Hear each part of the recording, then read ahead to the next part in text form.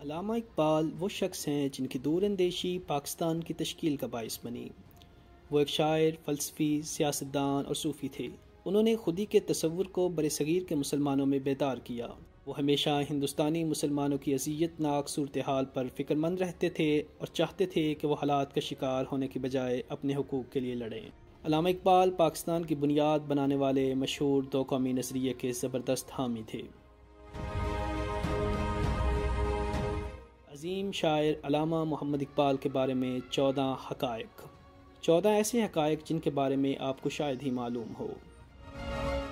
علامہ اقبال نے 3 شادیاں کی تھی۔ ان کی پہلی شادی کریم بی بی کے ساتھ 1895 میں ہوئی تھی، دوسری شادی 1910 میں سردار بیگم کے ساتھ اور تیسری شادی مختار بیگم کے ساتھ 1914 میں ہوئی۔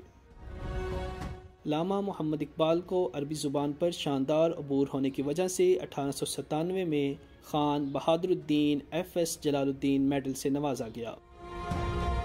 جرمنی کے شہر ہائیڈلبرگ میں ایک گلی علامہ اقبال کے نام سے منسوب کی گئی ہے۔ انہیں کنگ جارج کی طرف سے 1922 میں سر کے خطاب سے نوازا گیا۔ علامہ اقبال نے کیمبرج یونیورسٹی ٹرینٹی کالج میں اسکالرشپ حاصل کرنے کے بعد 1906 میں بیچلر آف آرٹس کی ڈگری حاصل کی۔ 1908 میں میونخ سے ڈاکٹر آف فلسفہ کی ڈگری حاصل کی۔ علامہ اقبال کو مفکر پاکستان اور حکیم الامت بھی کہا جاتا ہے۔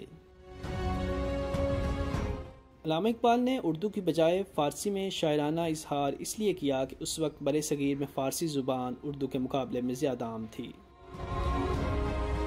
حکیم الامت 1927 میں پنجاب کی قانون ساز اسمبلی کے رکن منتخب ہوئے۔ اسپین سے مسلمانوں کو نکالے جانے کے بعد علامہ اقبال پہلے مسلمان تھے جنہوں نے مسجد کرتبہ میں جا کر نماز ادا کی۔ اسپین نے علامہ اقبال کو وہاں رہنے کی دعوت دی تھی۔ سپریم کورٹ آف پاکستان کے مرحوم سینئر جسٹس اور ہلال امتیاز ایوارڈ وصول کرنے والے جاوید اقبال 1924 میں علامہ اقبال کے ہاں پیدا ہوئے۔ وہ علامہ اقبال کی دوسری اہلیہ میں سے تھے۔ بہت سے لوگوں کو معلوم نہیں کہ مشہور ترانہ ہندی علامہ اقبال نے لکھا۔